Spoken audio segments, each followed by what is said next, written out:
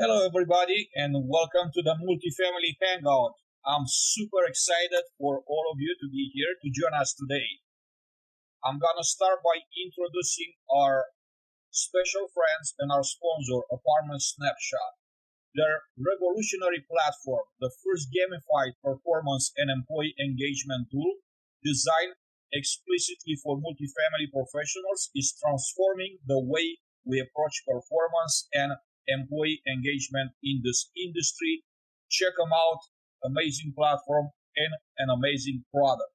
With this being said, I want to introduce my very special co-host today. It's a guest host, Lori Agudo. Lori, take it away. Hi, everyone. Thank you so much for joining us today. I'm so excited to be here. Thank you, Adrian, for having me. I'm about to introduce our guest, but I wanted to go ahead and welcome the audience. This is a huge deal for me personally, my first co-hosting gig, so thank you again for joining us, and thank you, Adrian. So without further ado, I will introduce you to the real star of the hour. We have with us today Tony Sousa, who is the Vice President of Marketing Relations at RPM Living, and he is joining us live from San Antonio, Texas. So hello, Tony. We'll turn it over to you to say some initial words of welcome to the audience, and then we're going to get into it. Say something, right? Say something. Hey, guys. Lori, thank you for the intro. Adrian, always good to see you. And, I'm excited to be here. So thanks for having me, and happy to jump right in. Perfect. And you did say no questions asked limit, so we're going to keep this entertaining. So first and foremost, tell us about your current role and how you leverage your personal brand to help elevate RPM Living. Well, yeah. So my current role, 3 months is the VP of Marketing Relations. What is VP of Marketing Relations? That's essentially for RPM Living. I'm the company spokesperson. I am the chief brand ambassador, if you will, and so that's the role I find myself in today. I think the question is, how have I leveraged the personal brand to elevate the company brand? Well, I think what we figured out here at RPM is they go hand in hand. The reality is, over the years, I've built relationships online and in person for many years, along with both of you and many watching as well. And personal brand sort of I guess starts to take place. I feel a little awkward almost using that word to some extent. Adrian knows that. But ultimately, it's your reputation, it's the relationships, the reputation that you have in the industry. And I've been able to establish relationships and hopefully build a positive reputation over the years.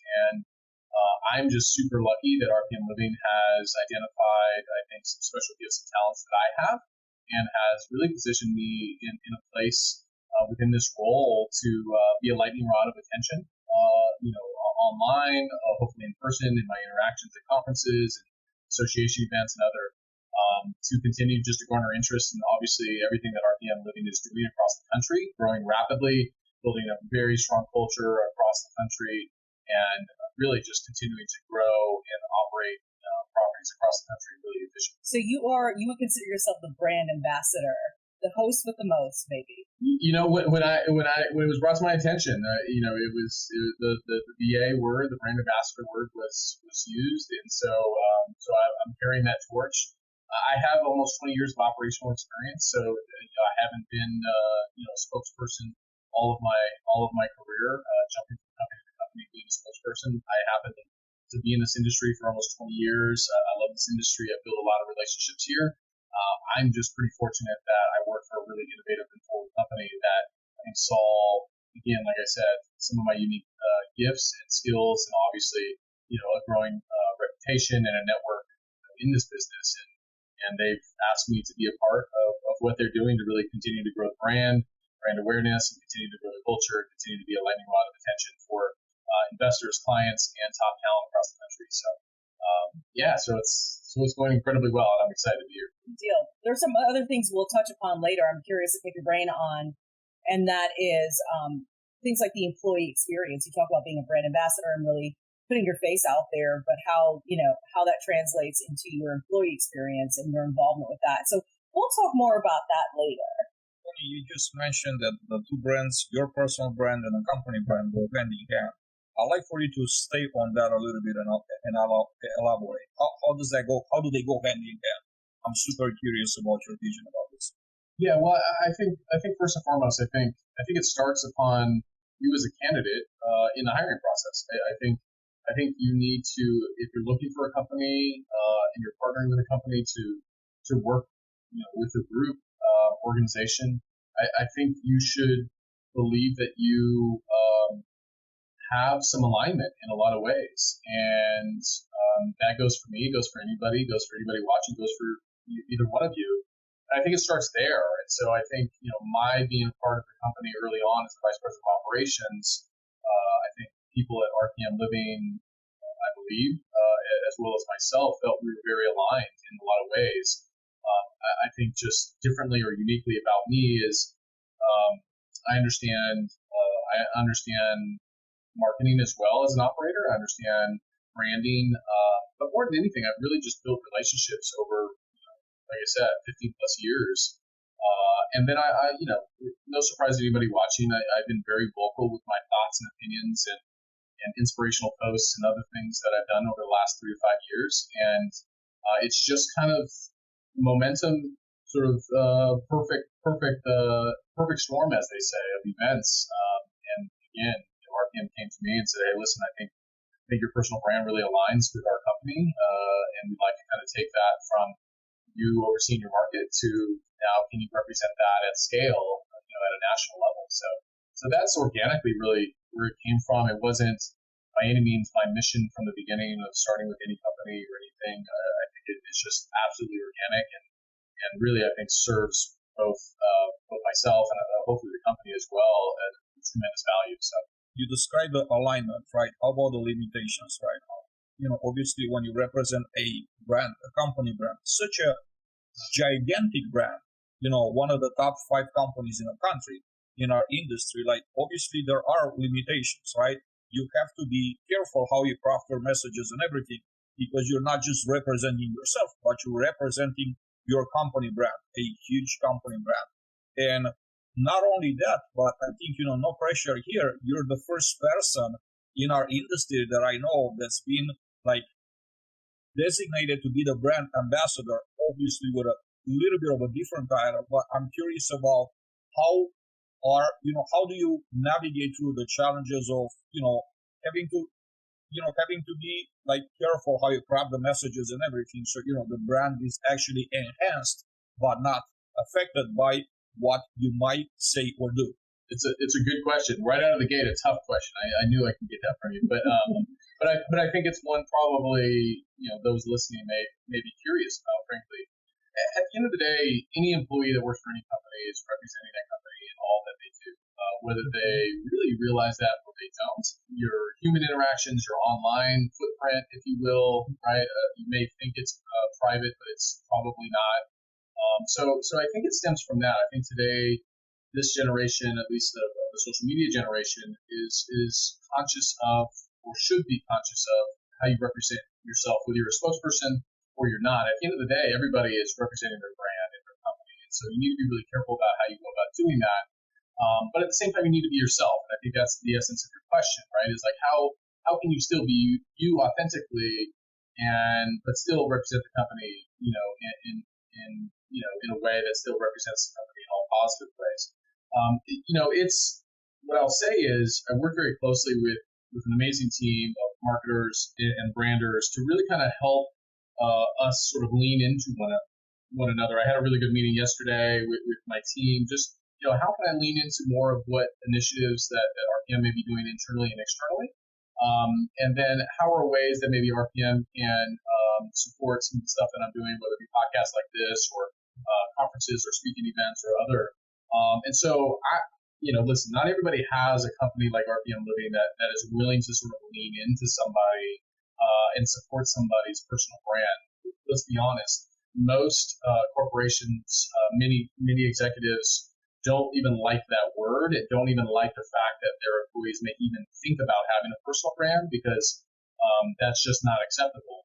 The reality is things are changing, and things are changing pretty rapidly, and the workforce is becoming younger as well. And that younger generation, as we all know, if they can't be themselves and personalize their experience, they're not interested in working for that company. And so I think what RPM has done an amazing job of is to say, hey, listen, Tony, you're doing a great job at your job, and you built a great reputation. We'd love to bring you to the fold, not only show, people within the company like, hey, we support this, but let's show the greater industry and other industries that you can really align yourself with somebody that, again, for lack of a better term, has a personal brand.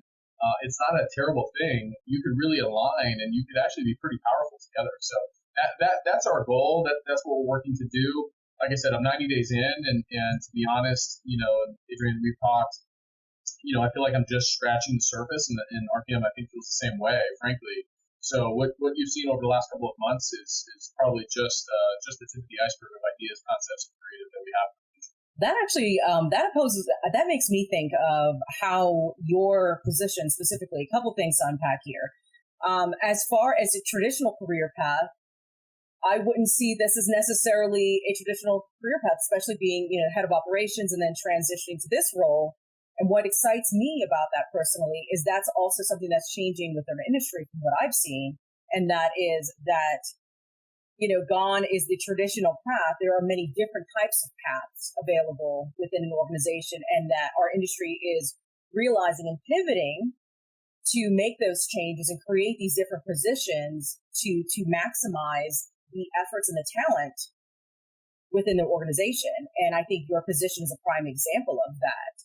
Do you see your position as, and I hate using the word ambassador, but really just when it comes to hiring talent, what do you feel like your impact is with attracting other people? You have your LinkedIn platform. That's how I know you. I followed you for some time. I've always enjoyed what you've posted, which is why I was so excited for this opportunity today. But what do you see as a direct relation between your current position and attracting that top tier talent moving forward? I think, it's a good question, Lori. Thank you. I think it's directly correlated. I think it's actually the primary driver of the importance and value of my position. Those listening and the three of us understand the attention economy.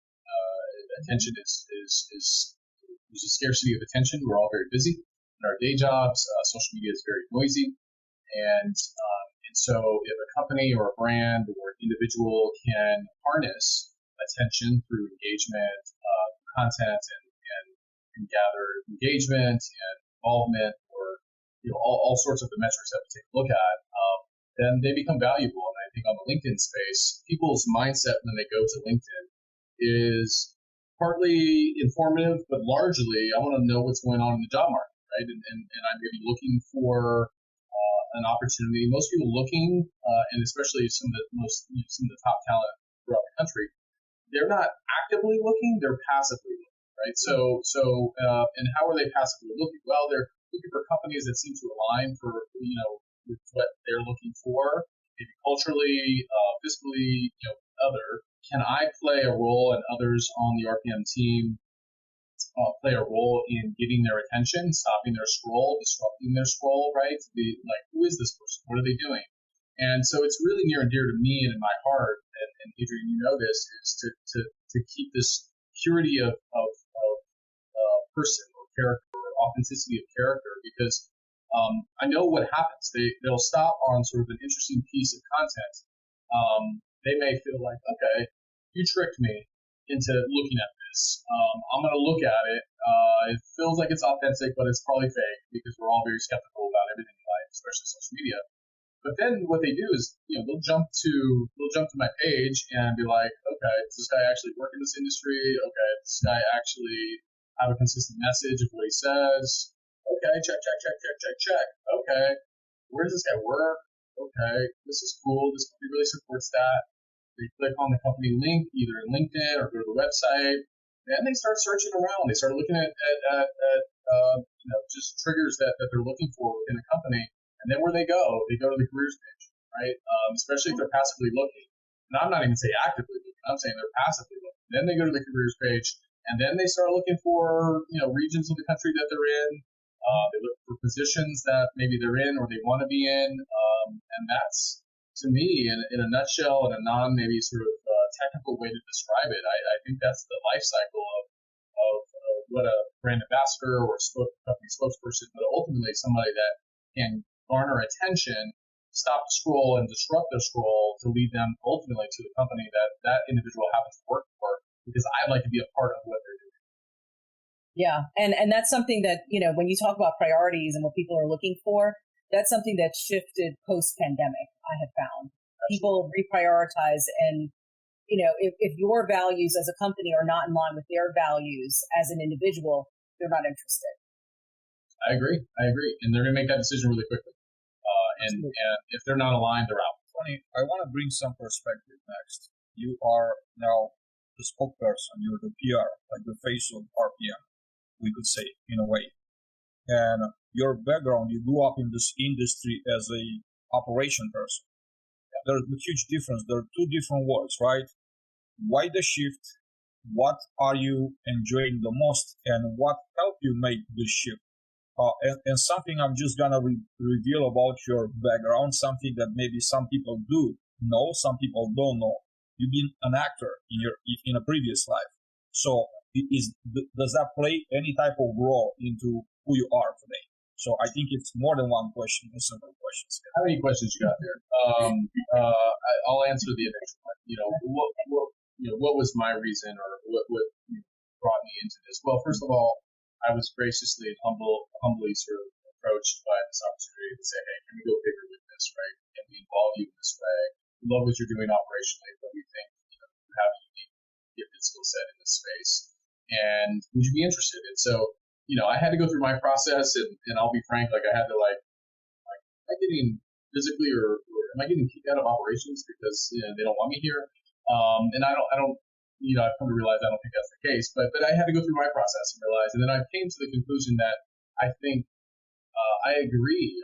I think they're visionaries, the executive visionaries of RPM Living, saw it before I saw it, probably. Adrian, you may have seen it much earlier. You've always talked to me about a lot of things, but they came to me and they saw it before I saw it, and what I came to realize, and what I see now more than ever, is the impact that a role like this can have on the culture, both internally, externally, brand awareness, and ultimately sort of lead an incredible pipeline of candidates, top talent throughout the country that's intrigued by what we're doing, whether they convert and join our company or not, whether they're qualified or not. That's for somebody else to determine, HR professionals and hiring managers. But my job is to say, hey, we're here, we're amazing. I happen to be employed by them. Whatever you think about me, hopefully it's positive, because I think I probably wouldn't be in this position if most people thought negatively of me. That's not the PR that you want. But ultimately, yeah, I was convinced that I think they're onto something. And then I had to come to the realization that I think I can give value in this way, and I think I have special gifts in this way to communicate and connect with an audience in a way that a lot of people can't. Operations is very different than what I do every day now, for sure. Do I occasionally sneak into ops meetings just because I miss it? Don't tell anybody. Yes, I just want to be a fly on the wall and be in these meetings sometimes, Zoom meetings specifically, or Teams meetings usually. But also at the same time, it keeps me fresh, and it keeps me relevant and sharp with what operators are struggling with and what they're challenged with. And so that's important for me to continue to do. And I have plans for 2024 to spend days on site and be a lease consultant for a day, or maybe a maintenance technician for a day, and spend some time there, because ultimately, this is an industry that I love, that has given back to me and given me so many opportunities. It's a company that I feel the same about, and if I can help in any way and it can enrich me and my understanding of their challenge, then that makes me more valuable in my messaging. When I speak at conferences and others, I can speak with absolute truth from on-the-ground information versus sort of this theoretical public speaker PR guy. Ain't nobody in operations want to hear from that guy. So, I still have street cred enough that I can remain credible. But I'll tell you, as time goes in this position, I will lose credibility, by the day, by the week, by the month, and I understand that. So I need to find ways to stay plugged in consistently if I want to maintain credibility with this industry. That actually, that makes me think of kind of like almost like the undercover boss concept. You go spend time in the field and kind of really talk to talk to your boots on the ground, so to speak, your people in the field. What are their challenges? Because those change; those are ever changing. That connection is so important. It's honestly, it's what I do as a training director.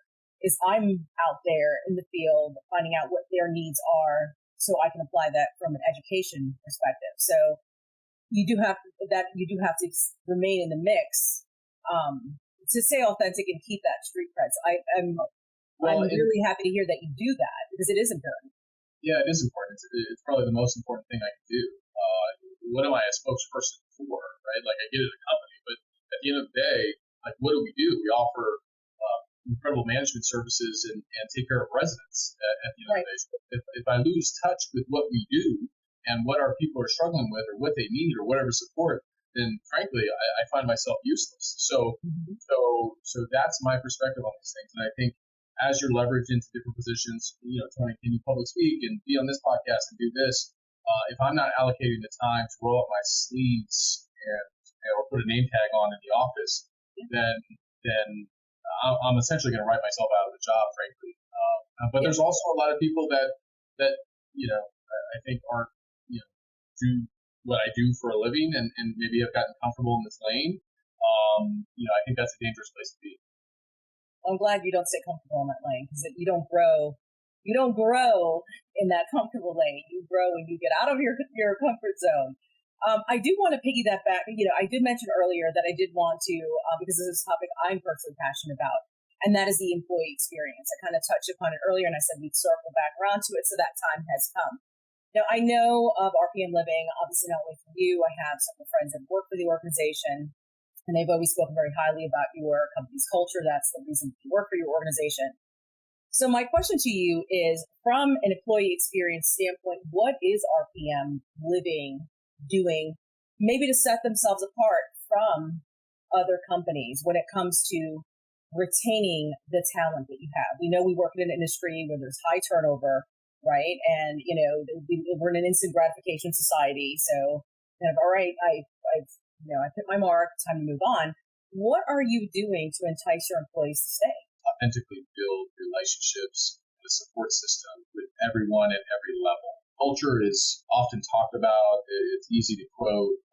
It's really difficult to live and breathe, because frankly, it's something in Define today. I was on a podcast earlier, RPM podcast that is hosting it, and talked a little bit about what culture is. Culture essentially is sort of this living, breathing organism, and as an organization, you need to be able to do that and set up, I think, apparatuses and touch points and checkpoints to be able to sort of assess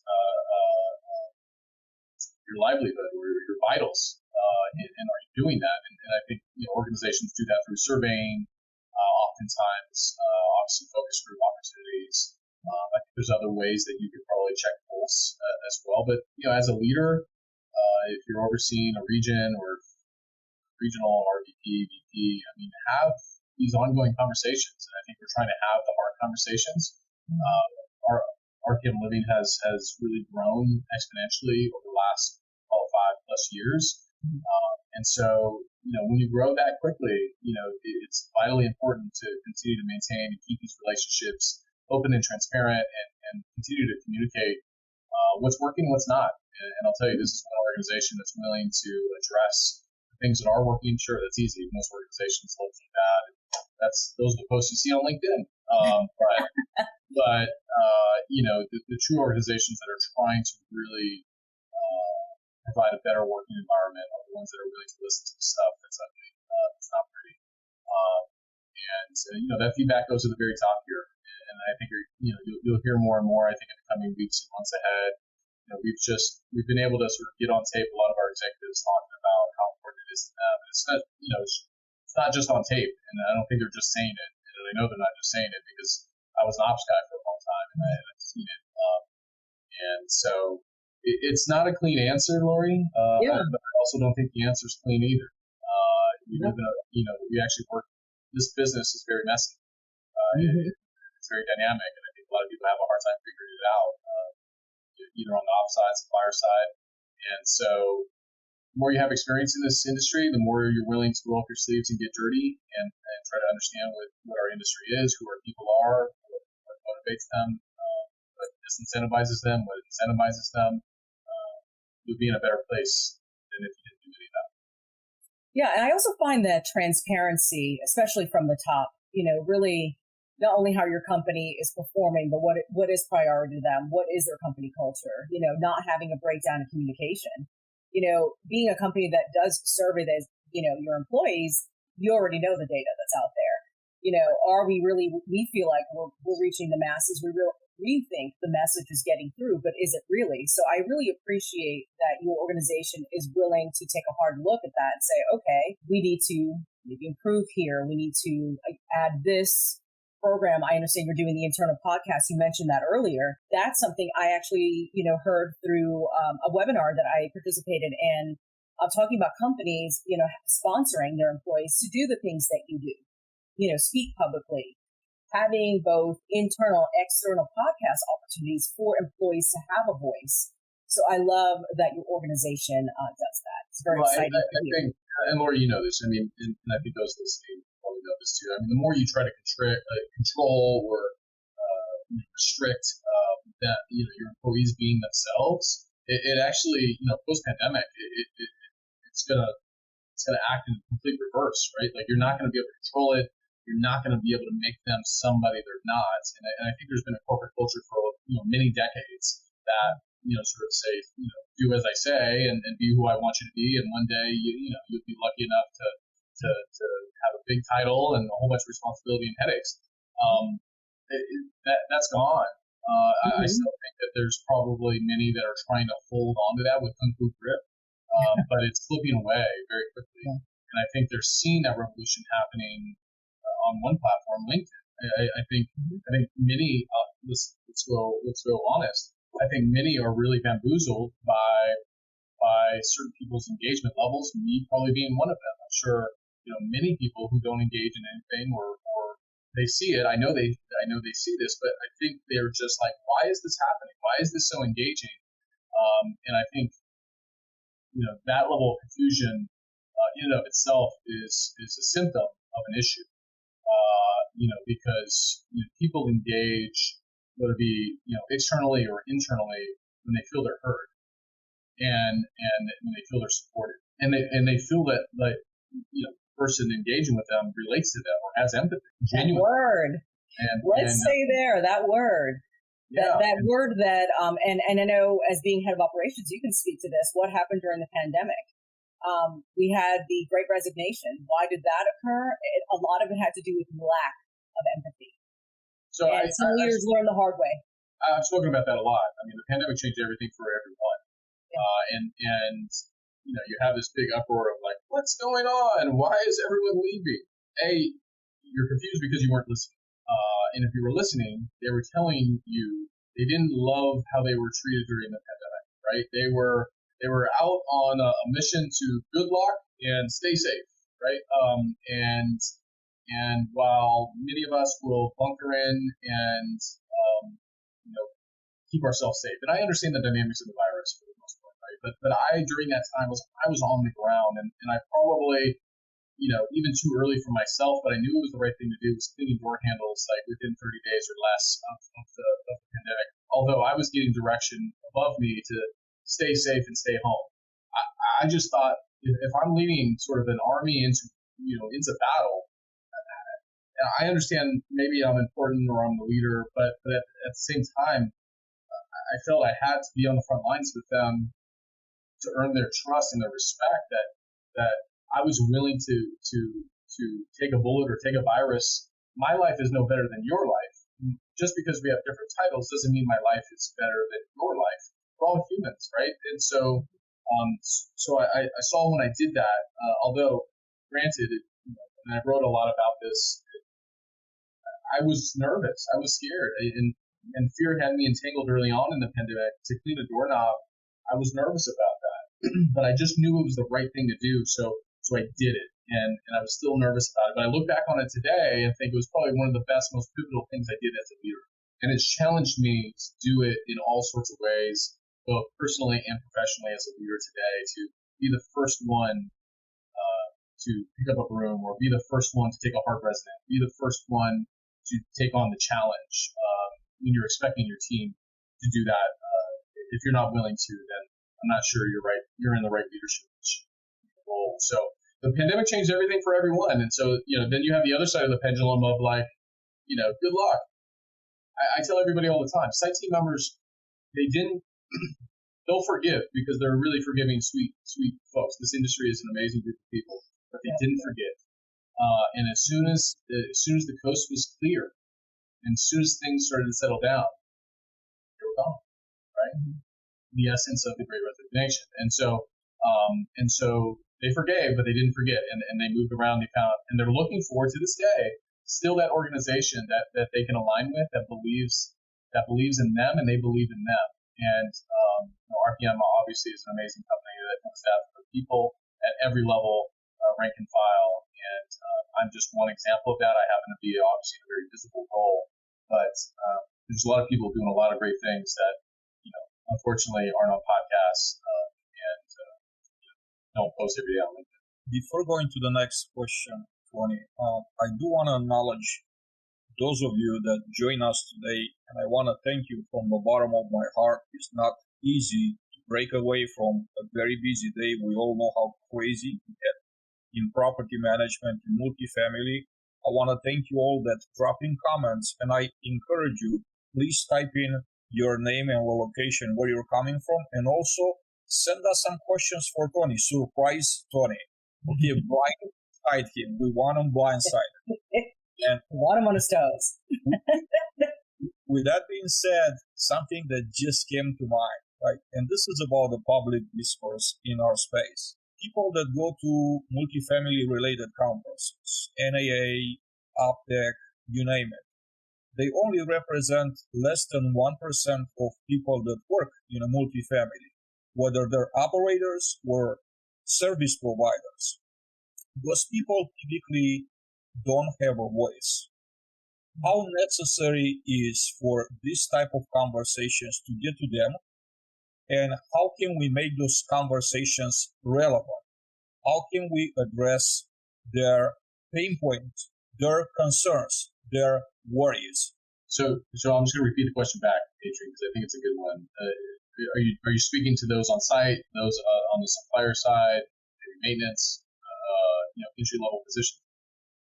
Everybody, Tony, that's not part of the conference circuit, that doesn't necessarily have access, like you said, someone that's doing a great job, but they're not on a podcast or on LinkedIn talking about it, so people don't know about it. But they also have concerns.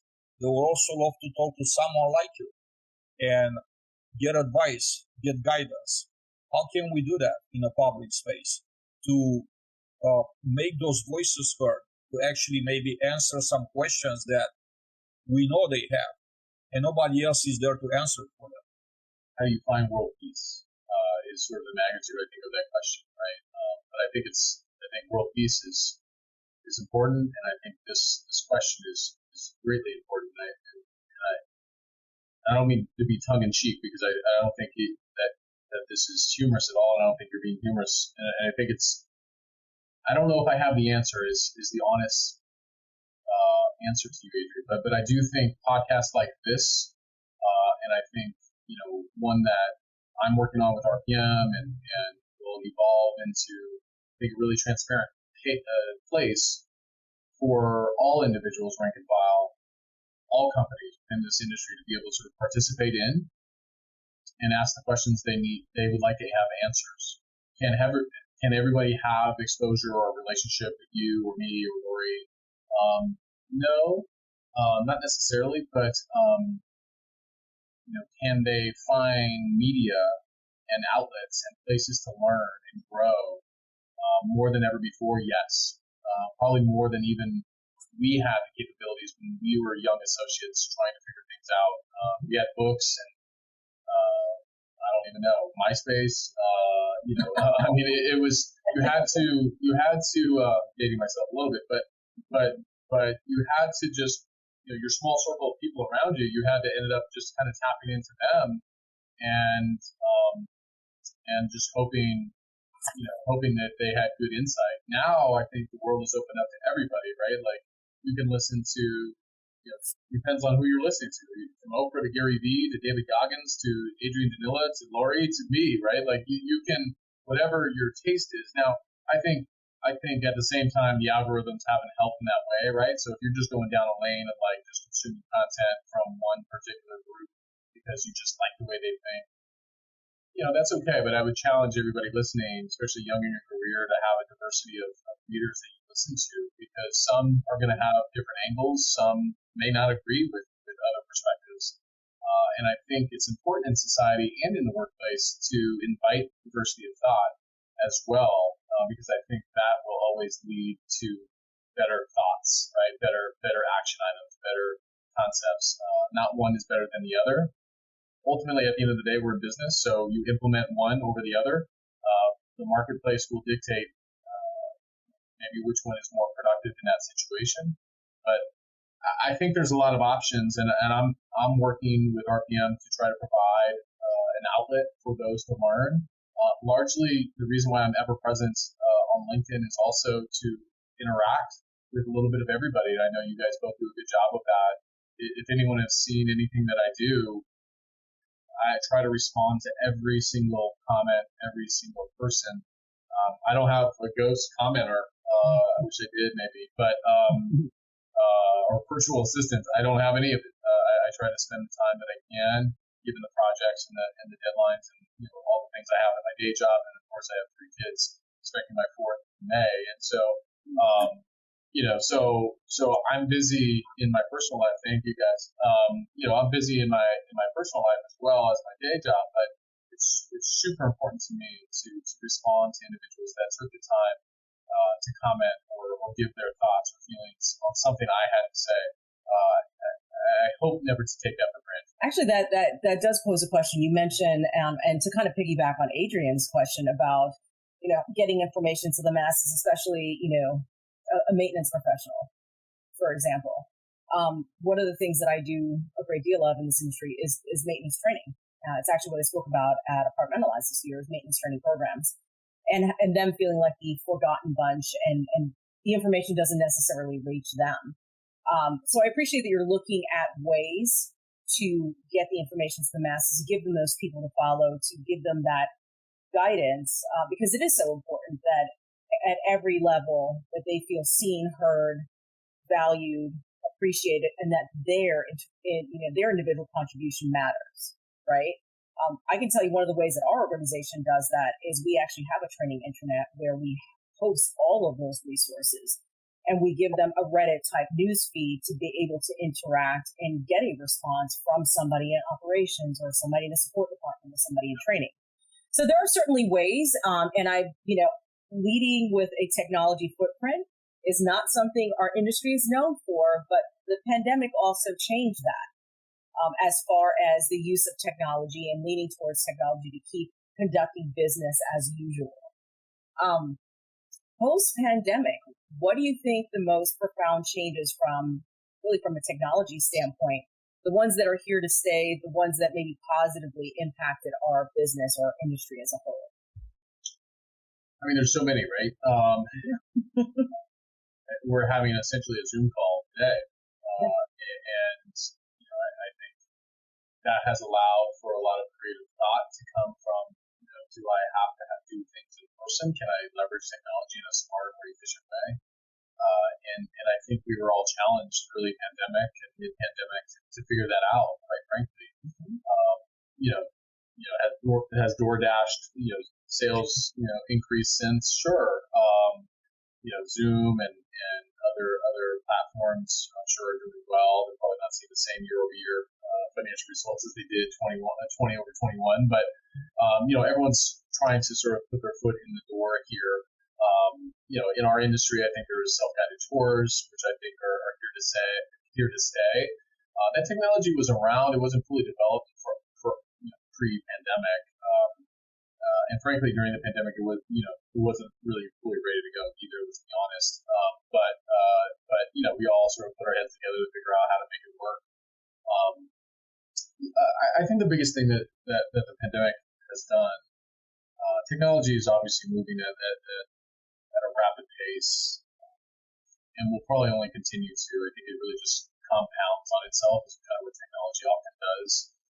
But I think what the pandemic also did to help sort of slow down technology a little bit, which I don't think is a bad thing. Sorry, tech guys. But I think it brought it back to the value of human relationships, human interactions.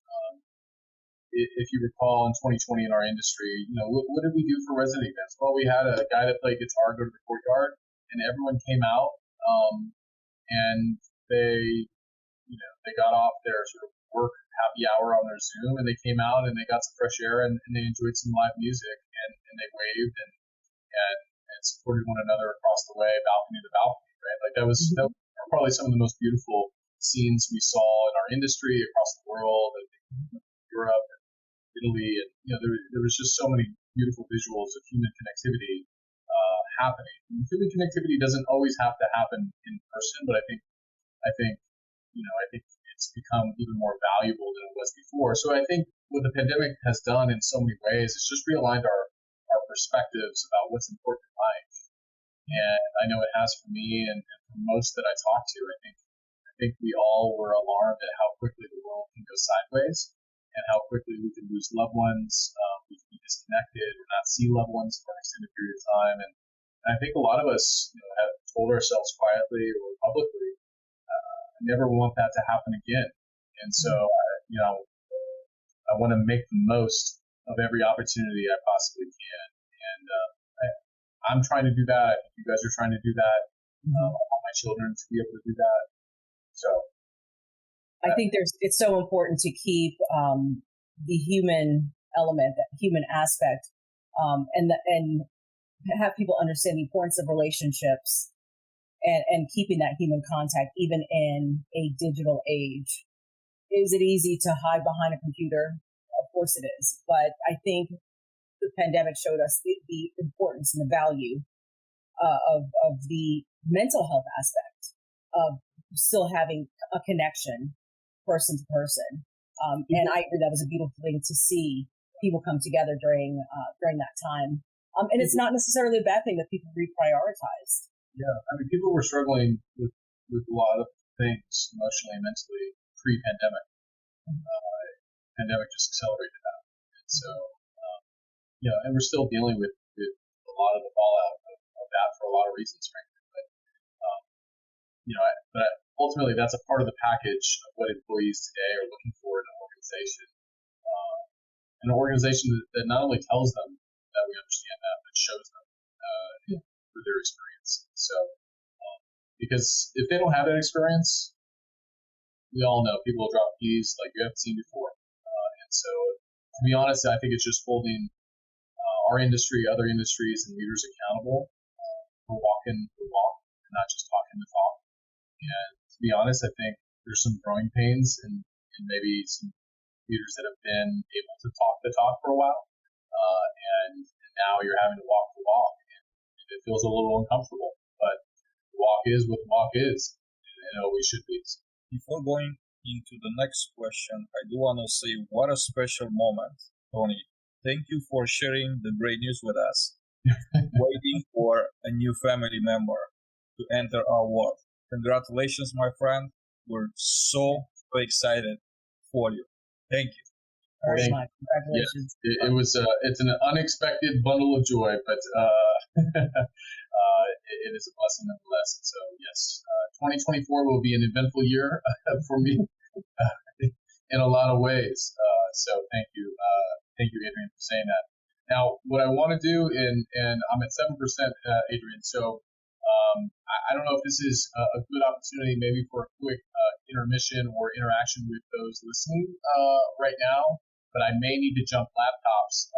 If you can give me about 5, I'll be right back to join. Is that okay? You could absolutely take all the time you need. We have so many questions, and it would be a shame not to ask you those questions. Worst case scenario, if I can't figure out this tech stuff, I'll jump back on my cell phone and pardon the jumpy footage, but we'll be there to answer any questions that are out there. This is what we do in a live environment. Exactly. That's exactly. Plan A, B, C, D, E, F, G. We know this. Welcome to the pandemic adjustments. So, Yeah, jump on the other laptop, and I have two questions ready for you from the audience. We want to ask you next to make them the next questions. I want to give the stage to those in the audience. There've been a couple of questions that were asked. So I'm going to start with the first one, right? Do you have a photographer or paparazzi following you 100% of the time? Who's that question from? Charlotte asked this question. Charlotte Chota. I had to ask. Sorry, I had to ask the question. So that is. And we love you for that, Charlotte. I don't know. Hey, that's a good question. Do I have a photographer that follows me around? No. In this new role, I do have more resources than I did before that can capture moments for sure. But I will tell you, you may be surprised to know that some photos that I've taken that I'm sure your thought was like, who took that? My 8-year-old daughter is really good at taking iPhone photos. So you just have to be creative, and I think utilize the people around you and be smart. But do I have a photographer or a couple of photographers here locally? I do, that I enjoy their work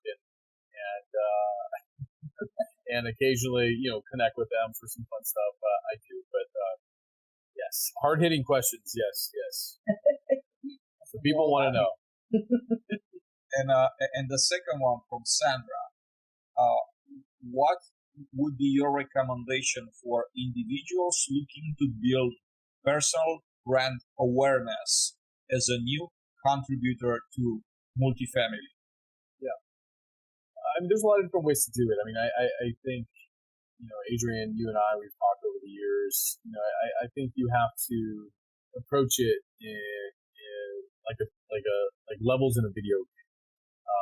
I think for you to, think that you're going to jump on daily and just start, blasting your opinions out and feel comfortable doing that, and then also growing an audience that way, without having any prior experience or spending a lot of time maybe commenting on other people's content or participating, in other forums and other things.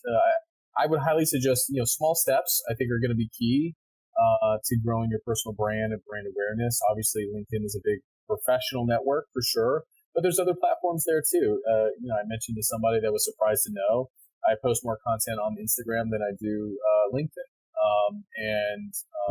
I utilize Facebook.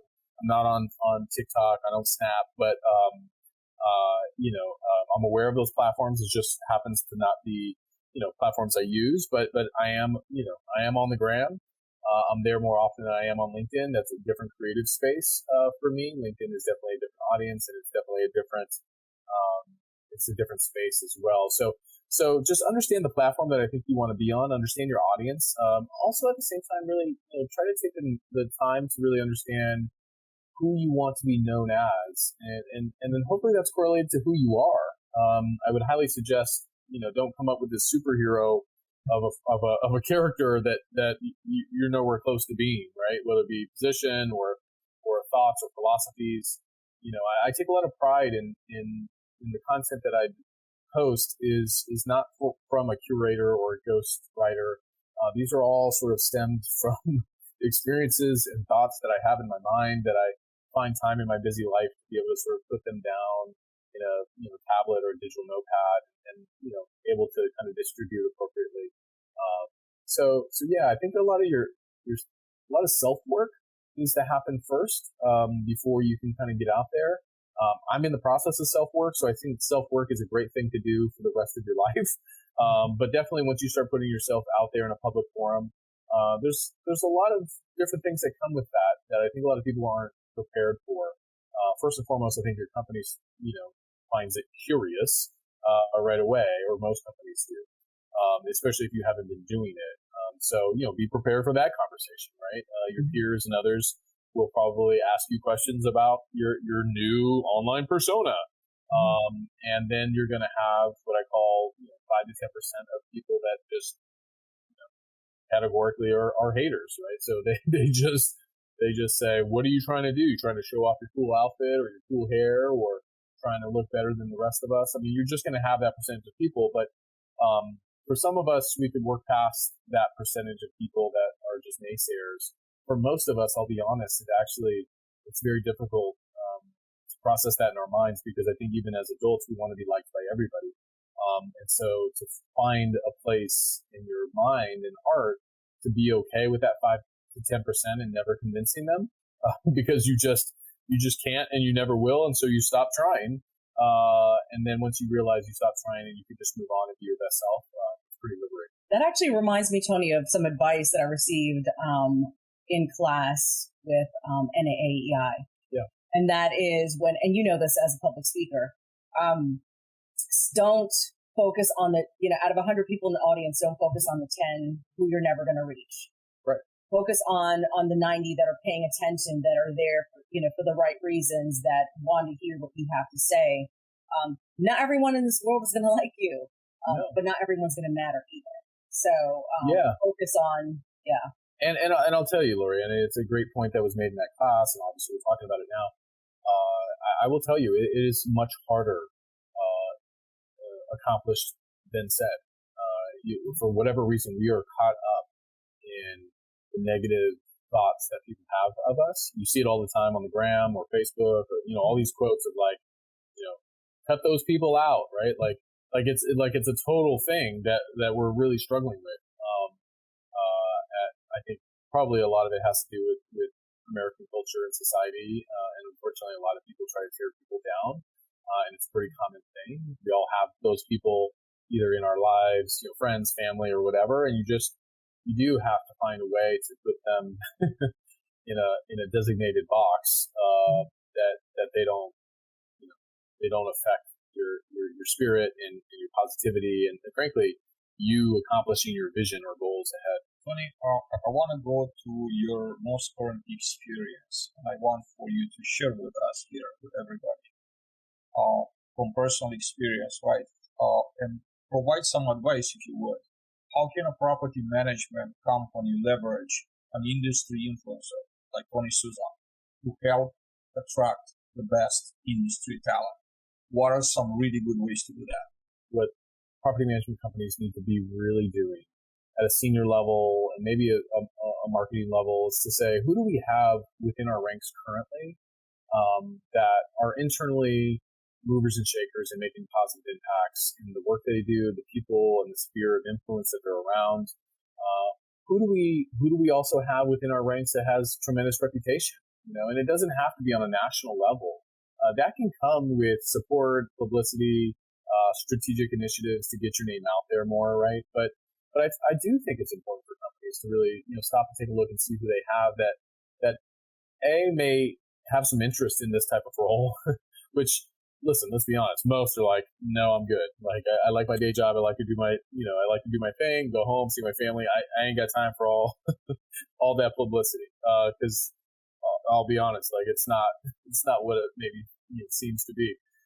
And they may be right, but there are some of those unique unicorns, I would call them, that do feel like they have a calling or they want to participate on a bigger stage in this way to be an influencer, or to be an intention conduit for their company, to bring talent in, to at least have the conversation, right, in addition to the recruiting team and talent acquisition teams, to really complement them. The cool thing with what I'm doing here at RPM is we're bringing everybody in the fold. I have weekly meetings with our senior recruiting teams and talent acquisition specialists, right?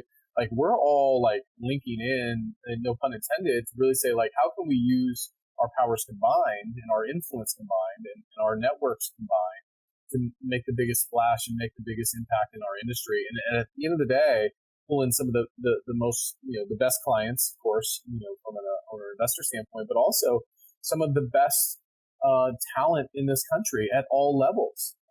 And especially at the levels where we have trouble sourcing talent. And maybe that's maintenance and maybe that's leasing sometimes, right? All VPs, all regionals, most of them are on LinkedIn, right? So how do you source some of these other positions out there? And I think it's leveraging who you currently have. I just think TikTok and sort of this social media influencer culture has accentuated some negative connotations to what maybe someone like me or someone even like you guys do, as though it's a bad thing or it's all self-promoting. I don't consciously think about self-promotion at this stage in my career. I really don't. I feel I'm there to participate, and I have a responsibility to a group of people that seem to care about some perspectives I have, or are just rah or excited about what RPM's doing. I don't think this is a terrible thing, and I think we need to probably break some of these stereotypes that people that can garner attention are bad people or self-promoting. Listen, obviously I don't think that's true because maybe I'm one of them. But you know what? To add to that, Tony, another aspect of it is one of the things that RPM Living does well is storytelling through social media. I think it's really in how you spin it, so to speak, using, the influencers within your organization to tell that story about what it is like for your residents living at RPM Living, what it is like to work at RPM Living. I think, it's not shameless self-promotion. That could, there is some misunderstanding out there that if you're out there promoting your brand or what you do, that you're doing it to show off. I really think, and that's one of the things I appreciate most about you is you're authentic. One of the conversations we were having while you were on your intermission, change your equipment around, is I was telling a story to the audience about a post that stuck out of my mind that you put out there about, just because you got to a certain level, you didn't go out and buy the nicest house. You didn't go out and buy the nicest car. Like, you're content with what you have, and your focus is on, your passion for what you do and your family. And that, I just remember that post, and it just kind of, stuck out to me. So I think the moral of the story is we have to stick to the reasoning behind it. We know the reasoning behind it. The storytelling is a way to attract, talent. Attract the talent you want. What is the story that you're telling? Because you go where they are. They are on social media. Right? So telling a powerful story is what's going to entice people to want to work for your organization. So there is a method to the madness. It's not shameless self-promotion like some people might think it is. But that does pose another question. Speaking of social media, you mentioned a few different platforms. Which ones do you think show the most promise specifically for multifamily? I think LinkedIn is completely being slept on. I think there's some theories out there. Multifamily is not really playing on the Instagram space. TikTok, we'll call it X or Twitter. That's been an information share from the jump. I don't think it's a space that multifamily individuals or companies, you may, if you're a big enough company, I believe RPM has a handle there. If you want to send some press releases through there, right? That's an information share outlet.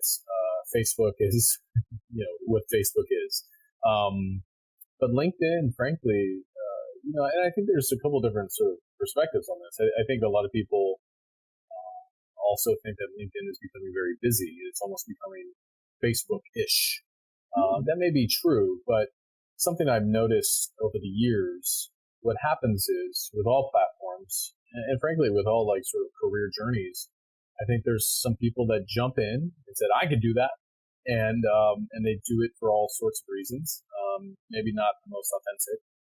And what happens is, on a platform like LinkedIn that I think is sort of professional and as authentic as you're trying to be, you run out of steam quickly with some of the other creators because your well isn't as deep and you're there for some of the wrong reasons. I talked to Adrian about this sometimes as well. The cool part is when you're a storyteller, you never run out of content. The challenge is not everybody's a storyteller, right? Or a compelling storyteller or a great writer. And all of those things take practice. Writing, storytelling. Great presenters, great keynotes are some of the best storytellers you've ever met, right? But they didn't do that on their first presentation either. It's the same for your first LinkedIn post, right? Like it's probably going to be your worst post, but you got to start somewhere, right? And so, but unfortunately people are very nervous about it being so public, and failing in public is probably, not only is public speaking people's fears, but I think failing in public is probably even more fearful or scary to most people. And frankly, that's why people come and go on that platform. Is because they judge themselves too harshly about their engagement levels, and they overnight want to be Adrian Danila, and it just doesn't work like that. He's been working hard. He's probably the hardest working guy on LinkedIn, for sure. Absolutely. And he works super hard in real life at his family and prior to this, his day job. So, which is now his small business. He's growing his business in that way. So, um, so to answer your question succinctly, I think LinkedIn has a lot of room to run. I get it; it's evolved from what it was, and it's busier now. But is the quality of the content better or busier? I think LinkedIn and their team are going to figure out through the algorithm process how to filter out some of that that's not relevant to you. Tony, I would like for us to go back to some comments and questions from the audience. I see a few coming in. And I'm picking a couple, right? So the first one comes from a smart chick, and that's Megan Orser. Thank you for the comment and the question. You are so confident, and I love that. Have you ever dealt with imposter syndrome? And if so, how do you fight it? This is an interesting topic, and those who may follow me some know it's actually not really a topic I talk that much about. I actually think it's just sort of a trendy word. I understand what it means, but I think anyone who has a high level of ambition is consistently faced in their life and their career with feeling over their head, overwhelmed, or inadequate. And it's the nature of being ambitious that sort of the pendulum swing is you will feel uncomfortable for some amount of time because you've never been in this role and you've never done this. I've never been a company spokesperson in my life. But if someone asks me, do I have imposter syndrome in this role that I am in? No, because I don't think that I can't do it. And I think it starts with belief in yourself that you can do what you'd like to do, and almost anything you'd like to do if you work hard enough at it and you're patient. Every time I've been overwhelmed in a role, because much of my career, as people may know, I've just had the good luck of not laterally transferring often. It's always been growth opportunities for a combination of reasons, largely probably luck. So I've always been in these uncomfortable positions for the first 6 months. And that's the best advice I give my associates and people around me is to say, just give it 6 months before you make any emotional feelings about what's happening. Just, you're drinking from a fire hose, just learn and trust yourself that you're going to figure this out. And 6 months may come around and you may figure out a couple of things. You don't like the job. You can't figure it out. You're having a hard time from a competency standpoint. Maybe you overtalked yourself into this job and you weren't ready. All of those things are okay. They're not the most deadly sin there is. You may have over leveraged yourself into a position you weren't ready for. Be honest with yourself. Be honest with your organization. And if you don't feel comfortable talking to your company about it, then maybe a transition is appropriate for you to find a place that you feel more comfortable. Now, the confidence piece, that for all of us is a process, and you don't learn to be confident overnight. You don't learn to be really confident even as an adult. Sometimes it's from our youth and a lot of our experiences in life. I was an Elvis impersonator at 9 years old, so I would be on stages with grown men singing Elvis Presley, and so I just now having a 9-year-old, I'm like, that was really odd, but it just, I think it made me self-reflect that I've always been maybe a little different. And that is a theme that I do talk about on a lot of my posts, that I have been very different. And frankly, it hasn't always been invited or welcomed early on in my career. And unfortunately in society, if you are different, you sometimes can face some headwinds and a lot of negativity, which is a bummer. I'm not sure how to change that societal issue. All you can do, is double down on who you are. And ultimately you can control the tribe of people and the circle of people around you to support you in your differences. And ultimately, find people that are also different. So not sure if I answered that. Tony, is being different a superpower? And how do you leverage that? I think it's a lost, I think it's not pursued in a way that it should be. Frankly, I think we're all very different. Unfortunately, we've grown up in society that has told us to get in line. and and act like this, dress like this, do this like this, do this report like this, say this on a call. And we unknowingly just say, okay. And we live decades and decades doing that until I think we get to a certain point of our life, some of us, if you're fortunate enough to say, like, why am I doing all of that? Why have I done all that? And I don't know if I want to keep doing that. So, for me, there were some pivotal moments in my life, that caused me to really question a lot of why I did certain things or acted certain ways. And, and I'll tell you those two pivotal times right now. And I think 2024 will be one of those life moments for me and my family. But in 2018, I was diagnosed with vitiligo, which is, if you know what that is, it's the Michael Jackson autoimmune. You lose pigment, and you essentially you lose all the pigment in your skin, and potentially could cover 80% of your body. For me, that was a moment that I had to look myself in the mirror and really assess, how vain am I? It was a tough time, and I remember, the dermatologist asking me and looking really directly at me and saying, "How are you? Are you okay with this?" You don't have an option, as you know, if you've received a diagnosis of any sort. You don't really have an option. The cool part of that story is I've taken it kind of internally, and I try to eat as clean as I possibly can to try to limit the amount of sort of growth of the pigments happening. But that was a moment in my young life that I had to really question, and I call it the vanity disease. It really questions a lot of things, and we live in society. Like, I went down the road of, I'm going to be in boardrooms and people are going to ask me, what's wrong with that guy? And don't shake his hand and all sorts of things, because just culturally, if you don't know something or you're ignorant to something, you can sometimes even be mean about it, right? So that was my process. And then the pandemic was the other one for me that I worked through a tremendous amount of fears that I mentioned a little bit earlier. Came out on the other side, and I think catapulted my energy and my optimism and my confidence and all that sort of thing. So I haven't looked back since. So those were just some pivotal life moments that I share with the audience, that I had to do a lot of reflection. But I'm on the other side of it, and I'm excited about that. Thank you for sharing that story. That's not one I had heard.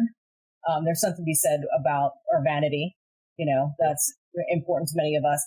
But there's also something to be said about what makes us different is also what makes us great. And I think that's a great message to share, not only with our audience, but, within the industry, within your organization. None of us are perfect. We all have our own challenges too. That's one of the things I appreciate about your posts is your authenticity to share, that you've had challenges, and because we all have them. That's what makes you real and relatable.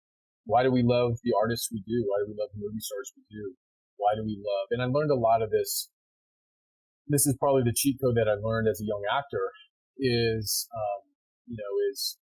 actors don't act.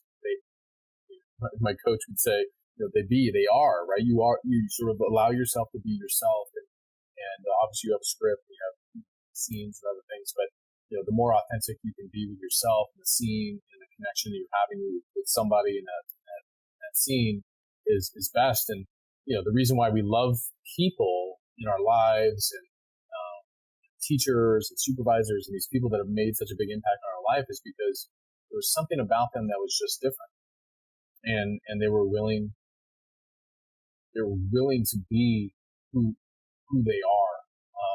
And I think in a society where we're afraid to do that, I think a lot of people really are really endeared by that, encouraged by that courage. And frankly, I think a lot of people that reach out to me privately struggle with that, and I think they see me as someone in my type of position with a fancy title that's willing to be myself, even though it doesn't fit that corporate, puffy vest and khakis, right? I'm a little eccentric, but I'm okay with that. Representation matters. Somebody's going to see you and your authenticity of, what challenges you've had in life and what you've been faced with.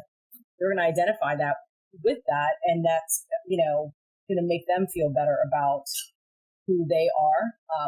And I'll say it, and I'll say it all the time, representation matters. When I'm teaching, the message I want to share with my audience, no matter whoever that is that show up and be who you are. I'm going to show up and be who I am. Show up and be who you are. I want to know who you are. I want to know you for you. And let's not focus on what makes us different. Let's focus on what makes us the same. What do we have in common? And so how do you find ways to bridge the gap? I mean, you obviously have a large network. And so how do you find ways to welcome people into the fold as their authentic selves and embrace them for who they are and let them know that it's okay to be a little bit different? Because you do have a large network and a lot of people, look up to you. What advice do you have for somebody who might be struggling with feeling like, maybe they're different or maybe they don't belong in a corporate environment because they don't fit that mold? I think they should trust their gut. I think they should trust their intuition of what they feel is appropriate for them.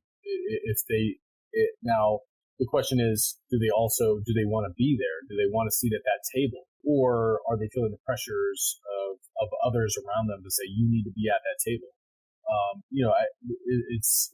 We can unpack this in a lot of different ways. And if you do want to be at that table, then I do think that there's a balance in finding a way in and changing the game from the inside out, right? So the society and corporate culture, there is a game to be played, right? We could all stand on the sidelines and say, we don't like this game and the rules. And some do, right? Like we're going to change the rules, and I think changing the rules from the outside in is much more difficult. It still can be done, right? But I think changing the rules or evolving the rules, maybe is a better way of saying that, to be more inclusive or to be more thoughtful about, these practices, corporate practices or corporate norms, if you will, is by the inside out, right? And so I probably find myself more inside than outside in that way. And so I now think it's imperative upon me, and I'm very conscious of the responsibility I now have for others on the outside, that I can change it from the inside out, not in a dramatic way or that's flipping over tables and we're going to do this all differently, but I'm going to do it in a way that I feel comfortable doing, but also in a way that I've earned the trust of the people around me to where they're saying, oh, okay, like, and sometimes you have to show them and not tell them. And this is a conversation Adrian and I have had a lot, especially if you're unique or a little different or have different perspectives. You can tell somebody 1,000 times, but once you show them, they often seem to get it more often and quicker than you telling them. And the essence of what I do right now with this network and being trying to be a lightning rod of attention for my company, is maybe something I was doing before I was doing it, right? So it wasn't, me under a rock, not building relationships or understanding content or understanding the attention economy and just, I want to be a spokesperson. Well, okay, but how about you go play in that space a bit and see, if that's something you want to do, something you think is valuable to the marketplace. And then people and companies will approach you. And I think things are changing pretty rapidly. I think Adrian's experiencing this, Lori. People are reaching out in all sorts of ways, personal relationships, maybe business relationships. For me, it's just an endless amount of DMs of people wanting to be, a part of RPM. And to me and to my team, that's a big metric for, are we doing this right or are we not? And I think we're doing a lot of things right. I would agree. I think the fact that people know that your company has a strong culture stems from organically from people sharing. There was actually, if you don't mind me sharing this, Adrian, I have a comment caught my eye. Keith writes, I love working for RPM. Tony, I learn a lot from you and your posts, and it helps me be a better leader for my teams. I've never met Keith in real life, but I know Keith. and he's very engaged online and through LinkedIn, and he's very encouraging. Still, when I read these comments, Lori, to know that someone like me makes this level of impact with guys like Keith and others, is still pretty overwhelming and incredibly humbling. But yeah, I mean, I think that's the essence of organic culture, right? Now I just happen to be sort of put in a place to where I can yell it from the mountaintops, right?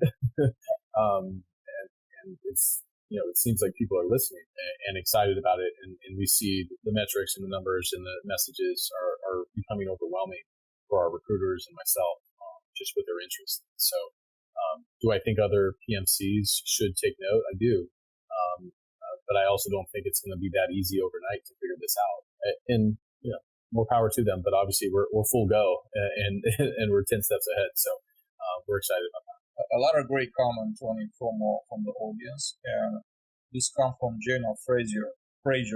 I hope I didn't butcher your name too badly, Jenna.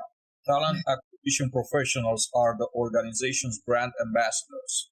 It's important to have them aligned with the vision and values. What's your take? Absolutely, 100%. She's right. And those are, as they say, those are my people. I love talent acquisition professionals, recruiters. Some could argue like that. I'm just, I'm that, sort of a content creator recruiter, in a lot of ways. And I'm okay with that as well. So, I love talent acquisition folks, professionals. They are the absolute brand ambassadors. They carry the flag in all sorts of ways. And at the end of the day, everyone needs to carry their flag, right? From ops to support team members, to talent acquisition folks, to recruiters. Sure, they maybe gave me a bigger stage to wave my little flag, but I've been doing that before I've had the stage. So that actually, that poses a question from my mind. One thing that I know RPM Living is known for is having, from the internal level, a strong education and professional development department. Not every multifamily organization has an internal training department, for example. So what do you feel the importance is, and why is it such a strong focus for RPM Living to have such a robust education and professional development department? Yeah, obviously there's more seasoned and experienced folks on the L&D side than me, for sure, at RPM. But I think we would all agree, and they would sit here and tell you, if you don't provide the support in curriculum and training, both in person and virtual, then I'm not sure how you can expect team members to do the job appropriately. And if they're not doing the job appropriately, I don't know how you can expect them to succeed or excel in their job. So training and support, the RPM L&D team and training team would absolutely tell you it's the lifeblood of our company. And we're working, I know that team is working very hard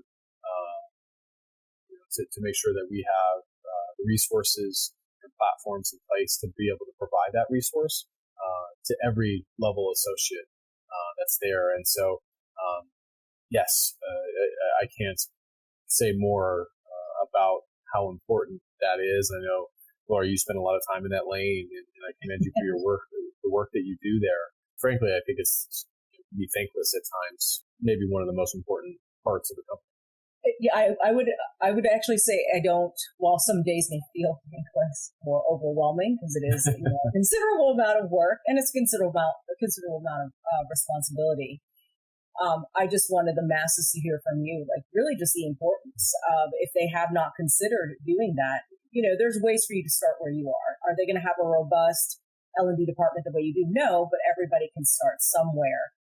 But everybody needs to provide that support. Well, and I think for those smaller companies, Lori, and you do work with NAA and probably other associations regionally, they have resources available to you too. So at the end of the day, what your employees expect of you, if you don't have a robust department, or let's say you don't have a department at all, that you be resourceful and thoughtful in providing the resources to your team to learn, train, and get better at their craft. while providing that support along the way. So you don't have to have a robust RPM living L&D division, but you do have to show your company or your employees that you care about this. And I think maybe that's the point that you were alluding to, that I do think that there can be sometimes in this industry a perspective that, it's just training and marketing. Gosh, I think if we've learned anything through the pandemic and post-pandemic, like maybe those are some of the most vital parts of an organization. So, I know we're quick to consider cutting those divisions, but if you don't have training and support, and you don't obviously have marketing support, both property marketing support and obviously brand awareness, from a marketing standpoint, I'm not sure how you're sourcing business, and ultimately, I'm not sure how you're supporting and training your workforce. You're bringing me to an episode that I just filmed like a week ago, and my brilliant guest said, everybody needs to understand this. This comes from professional sports, from sports. Teams that don't train don't win. I thought that was incredibly brilliant, and mic drop right after that. Teams that don't train don't win. So it's a paradox, right? We're looking at training and learning and development being the first departments that we gotta eliminate when the times are tough. How could you perform better with people that are untrained, that are not ready for the task at hand? I think it's an industry issue, to be honest, and I think it stemmed from the Great Resignation. Mass vacancies in positions, vital roles, maintenance being one of them. Adrian, you know that better than anybody. You've been very close to that movement for years. And you have, for a big organization like ours, right? I mean, you sometimes have hundreds, if not thousands, of people starting on a single day, which is wild to think about, right? Probably more hundreds of thousands on a single day, but in large portfolio takeovers, things like that. How do you provide them the tools and resources they need to be successful? How do you ramp that up so quickly? And I think that's a work in progress in this industry. I think most would agree with me in that, because of the Great Resignation and a lot of the shifting that's happened. I think there's been, we'll call it the Great Reset or whatever the case is, but I do think that there's a lot of people in this industry now that have never been in this industry, which I don't think is a bad thing. But I think a lot of them also don't have the tools and resources they need to be successful. So they may sell our industry short, or sell a company short. Say, I don't know if I like multifamily. I don't know if I like this company. Well, what they're really trying to say is, I just don't know if I have the support or the tools or resources to be successful. So therefore, my experience was not awesome. And so maybe I'll go either look for another company or maybe find another industry. And I think as an industry, I think globally need to do a better job of providing tools, resources, and support in that way. We need to invest in our employees, is what it comes down to. If an employee that feels invested in, one of the reasons I've stayed with my employer as long as I have is because they invest in my professional development, obtaining industry designations and certifications specific to my craft, specific to the industry. If you're not investing in your employees in that way, they're going to disengage and they're going to leave. And everyone's hiring, right? Everyone's hiring, and you got Tony over here, creating all this content to entice them. So yeah, shameless plug there. RPM is hiring. I do have a question for we kind of, I'm going to pivot a little bit here. You talk about challenges and things that we can do better as an industry. So what do you see from your perspective as having been a head of operations in recent years to your current role? What do you foresee is the greatest challenge on the horizon for multi-operations in the near future, being the next maybe 12 to 24 months? What do you think the greatest challenge for us as an industry? If you were able to have a crystal ball and forecast. I know what's going to be the biggest challenge in the next 12 months is a soft economy. And it's happening now. It's been happening for the last 6 months. We talked about training and marketing. We're seeing a lot of, and I don't want to scare people to think that's coming indefinitely. But when the economy gets difficult, all companies, all owners and clients, they really, assess costs, right? Because, their mortgages are going up, interest rates continue to remain high, insurance levels are high on the property side. So, for our business, which the X's and O's of our business is real estate, right? Investing in real estate to make it profitable. And we do that, and we have third party, and owner management companies with people come in, and we've talked a lot about the people, but at the end of the day, it's an X's and O's business. And, I think a lot of companies are going to be faced with this question we talked about, like if we do have to pull back or cut or consolidate, how do we do that? And how do we go about that? In the third party world that we're in, we have a notable amount of sway or influence with clients, but ultimately clients are going to do what they think is best also, to keep the property running, functioning, profitable. Obviously, we don't want to see any investor sort of go through a foreclosure process. I mean, at the end of the day, I know this doesn't sound like as sexy as some of the other topics we talked about, but the next 12 months will be a challenge to make sure that you run a very profitable property. And so, if you're on site, for example, I think stay locked in to property operations, work very closely with your regional and regional vice presidents in finding ways to optimize, create efficiencies, save where you can. Start having those conversations. If you're a smaller group or a larger group, are there centralization opportunities, for, work orders or other things that are out there? I think our industry gets really hyper tense when we start talking about centralization, right? It's like, that's taking my job. There's some jobs today that should be automated, let's be honest, right? I'm not going to name them by name, but they should be. And I'm not saying jobs in and of themselves, but tasks, right? Not job or job roles, but tasks can be automated.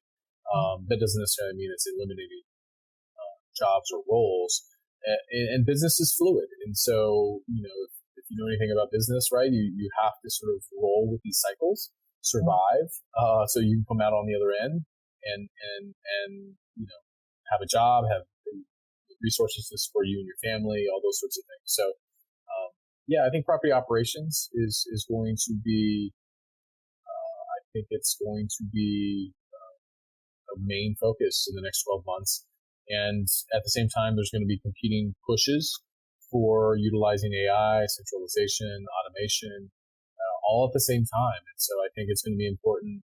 If I can give any advice is, if you're following people or you're connected to people, leaders within your organization, stay close to them, pick their brain, get their guidance. What do they think is happening so that you can understand a little bit better about really what's happening. So you don't get caught up in, as they say, get caught up in your feelings, right? Or get caught up in your emotions and overreact or have a lot of fears about a lot of this. Everyone's going to be okay.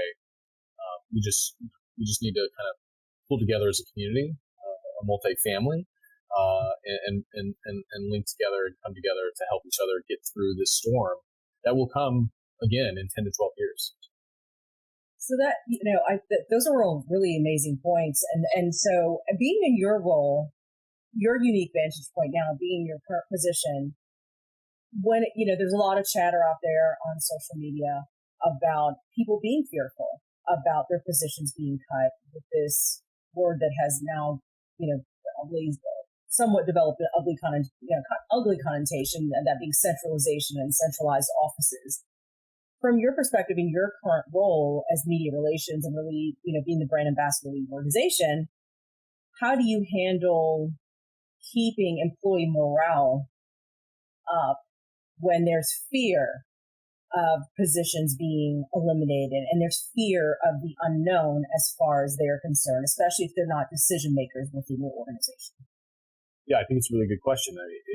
How do you offset fear? Well, there's a couple different ways you can do it, but ultimately I think focusing on the silver lining of things, right? So you can only control what you control. And I think focusing on that is going to be key. So those are the conversations that we're having internally. I'm having within the industry of people reaching out that maybe are hyper overreacting, is to say, what can you control, right? And really having them sort of like pull back from this, like what's happening in the industry to, okay, this is what I can do. I I can find, if my company's not providing, training, certification resources, and growth opportunities, they're out there through associations, through other programs, right? So you can control that. Financially, you find a sponsor, right? There's different ways that you can do that to grow yourself that then you can also continue to be valuable, right? Understand what AI means. Understand what centralization means. Do yourself a favor and understand really what what those terms mean within the context of our industry versus just a scary buzzword, right? Like for some reason, we all get caught up on social media about scary buzzwords. Often it's politically, right? Like we kind of throw them around like scare people.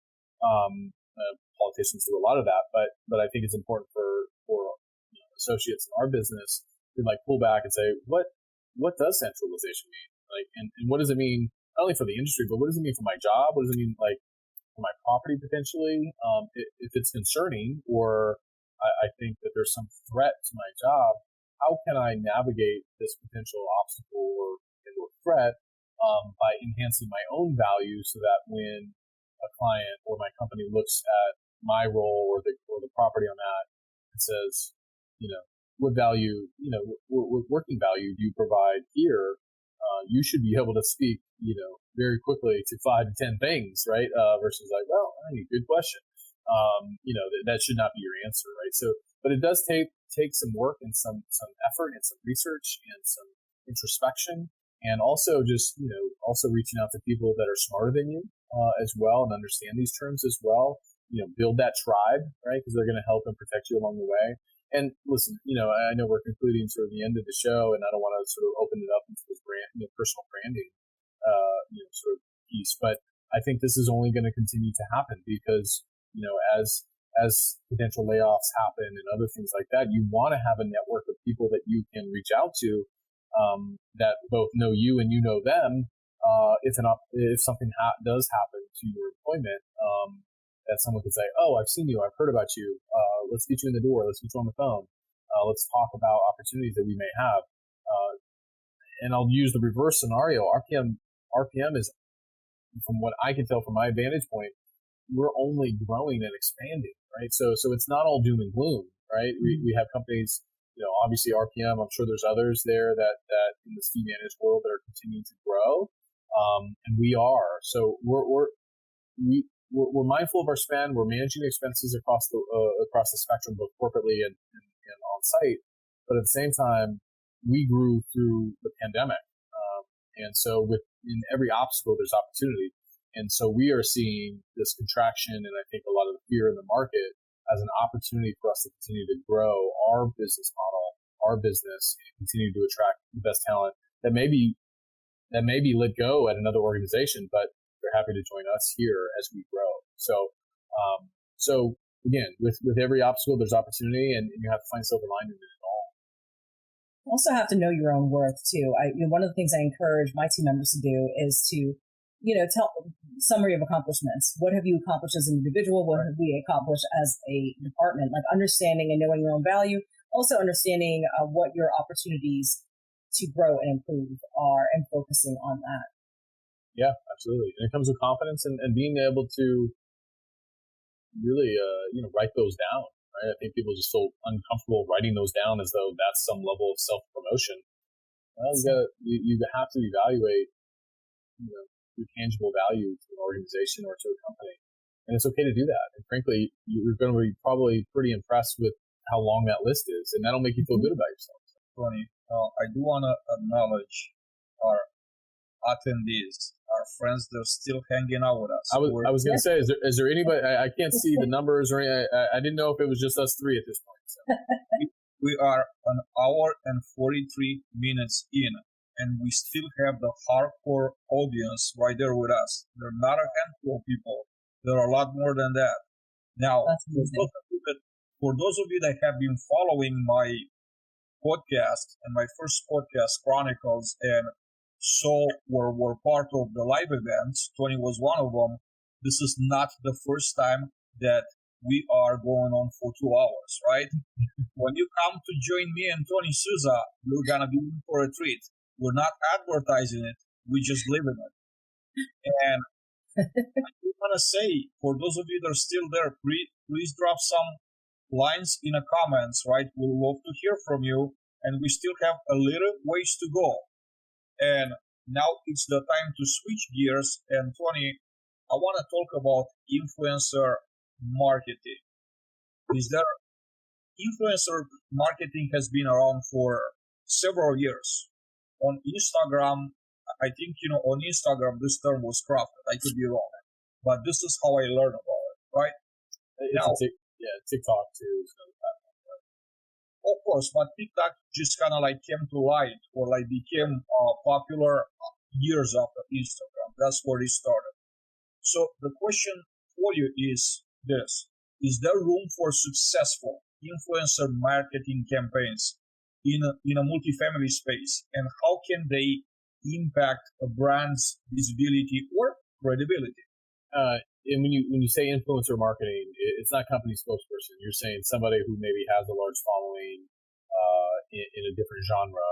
Can we bring them into the fold for interest? Yeah. Or just like a third-party service, if you wish, not an employee. So it's interesting enough you asked that. Obviously, it's a relevant topic. Yeah, I have a lot of influencers reach out to me. Hey, John, how are you? I have a lot of influencers reach out to me to say, hey, does RPM want to leverage me and my audience? I have 160,000 Instagram followers. And I think the questions that PMCs need to really ask themselves, and I know we do as well, is first of all, of that 160,000 followers, you got to break down that segment of that audience, right? Like, is that you name it, right? Is that essentially a segment of an audience that has anything to do with property management or your company's goals or your marketing's goals? If the answer is yes, then explore it. If the answer is no, it's an easy answer, right? It's obviously no, this isn't going to work. This doesn't make sense. But if there's opportunity, I think, to leverage very well known, influencers, and obviously there's tiers of that, right? Like you got The Rock, and then you got us, the very bottom. No offense, guys, but so I think all the way, all up and through, you're gonna pay for what you get, and to me, all what an influencer is again, it's an attention getter, right? And somebody with visibility. I haven't seen an influencer campaign. I've seen some properties try to make it work. I think I've seen a short life and sort of a short pop of opportunity. Maybe it might lead some folks in for promotion. I just haven't seen a sustained life for that. And I think influencers are trying to find this balance of also still being their authentic self, something I talked about, which is tricky, versus them trying to push, a product or a service or a company onto their audience. I think the audience today is, especially the social media audience, is super savvy.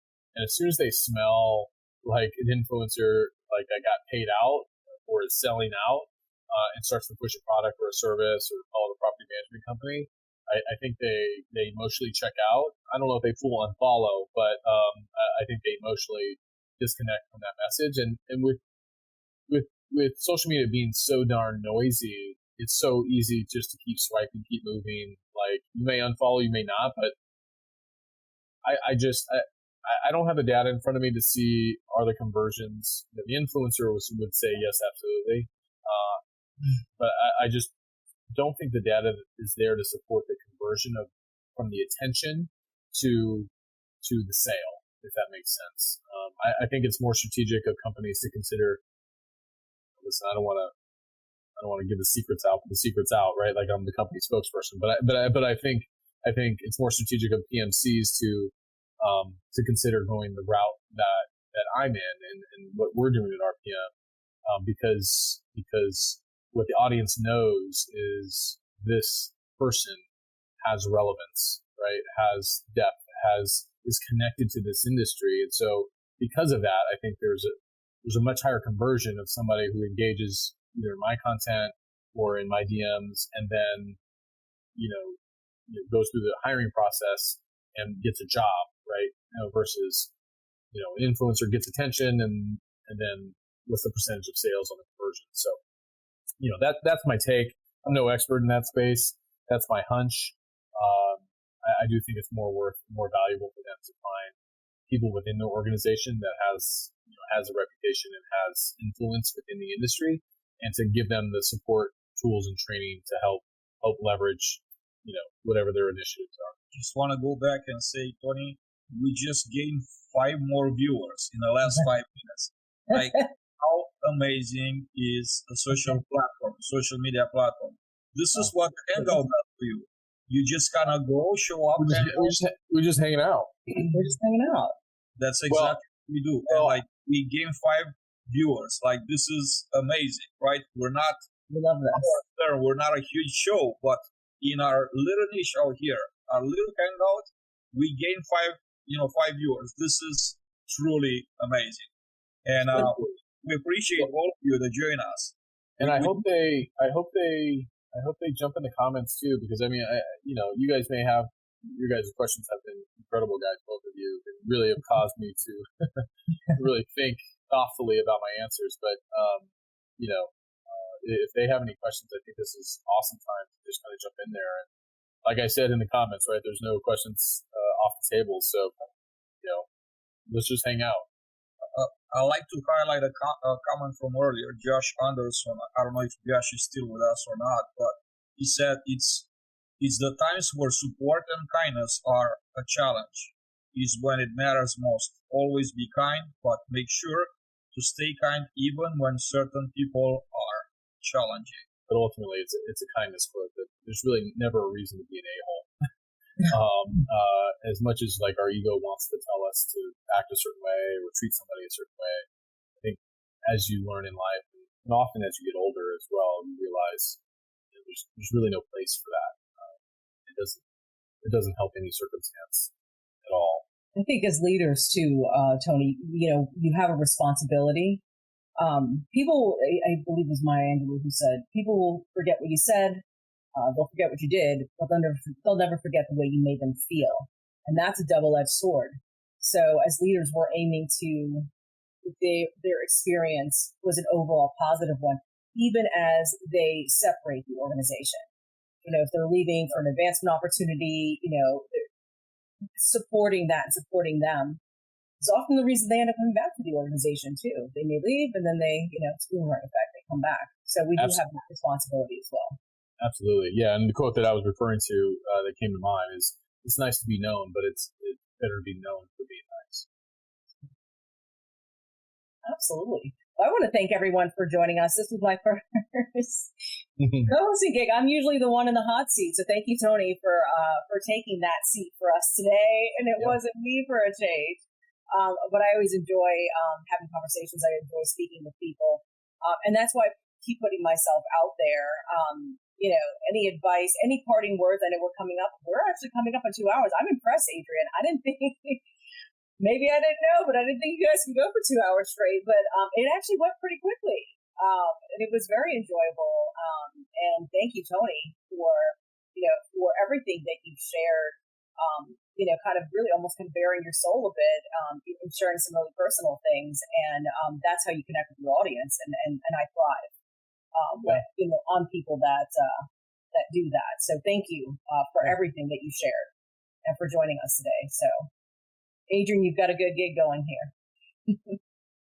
We're building a gig here. I'm just very grateful for all of you that are here, that are hanging out with us. It means a lot to me. I think the space needs a lot more conversations like this. We're just scratching the surface. We're just getting started. This is just the beginning of what I'm trying to do. Again, I try to bring everybody to the table, make all the voices heard, and provide valuable content, not because I am a valuable content creator, but through my honorable guests and an amazing co-host today. They're the ones that are making the show. To me, they're the ones that are bringing the value. They're those in the audience that are watching now live, and those that are going to watch the recordings and the shorts and the full episode are going to take some of your wisdom and just be better as a result of watching this conversation. Tony, any closing thoughts for us? Anything that, of course, there's so much that remains unsaid that's gonna lead us into the next 2-hour episode, or maybe we'll try a 3-hour next time. But closing thoughts for right now for this conversation. Well, I just want to thank both of you guys for having me here. Lori, you did an exceptional job, and I really appreciate your thoughtful questions. I could tell they're partly on paper, but I think a lot of them came from your mind and heart, and I think that's always best. And I'm sure the audience appreciated that direction. Adrian, you came out of the gate hot with some tough questions, which I knew you would. So I appreciate you as always in our friendship, of course. And again, to everybody, if there's anyone still listening, which I don't know if they are, I appreciate everyone's time, as I always do. And again, I'm just greatly appreciative of this opportunity I have with RPM, and frankly, the position I find myself in multifamily.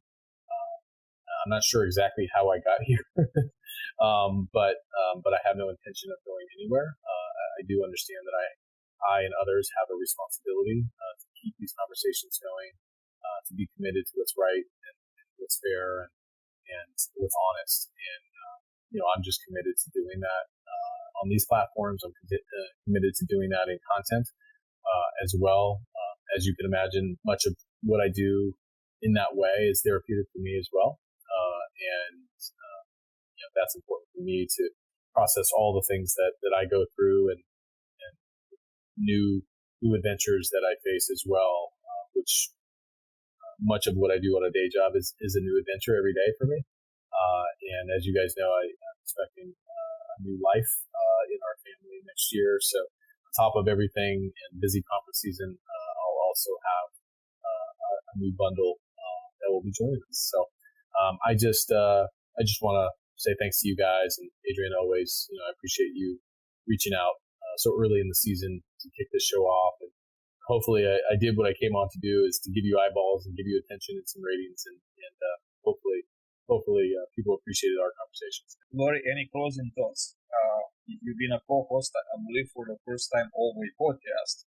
I know you've been hosting other events in the past, but right here on a Hangout, for sure, it's a premiere. So how did it feel? And any closing thoughts? First of all, thank you, Adrian, for the opportunity. I was a guest on Multifamily Chronicles. We had a great conversation. We could have spoken for 2 hours actually, or longer. It's always a pleasure to speak with you. I really enjoy our conversations. I enjoy getting to know you, and now working with you. This was great. I really enjoyed doing this. So I'm hoping you'll have me back at some point.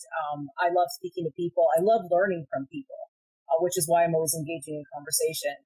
I'm a lifelong learner. If you look me up on LinkedIn, that's literally the first set of words, and my tagline is lifelong learner, because that is who I am. One of the most profound things that I did in my personal life is figuring out, my why, my purpose, my passion. And mine is to live a life in service to others. And that looks many different ways. And this is one of those ways, having the opportunity, to reach the masses and speak and help you out, and launching this show and having this great conversation with Tony is another way for me to give back, so to speak. So thank you for that opportunity. Thank you both, Lori, Tony. Thank you, all of you that hung out with us today. I want to thank our friends and sponsors. A very special thank you to Apartment Snapshot. They're making these broadcasts possible and all the content possible. I do wanted to say that, stay tuned. Next Thursday, we're going to have Tony Harris. He's going to be our guest. Stay tuned for that and more information. Again, we hope to see you back here. We hope to see you back here soon in larger numbers, as large as possible. We're building community. That's the goal. And we're doing the real conversations here. Thank you again for hanging out with us and being on the Multifamily Hangout. Have a great afternoon or evening.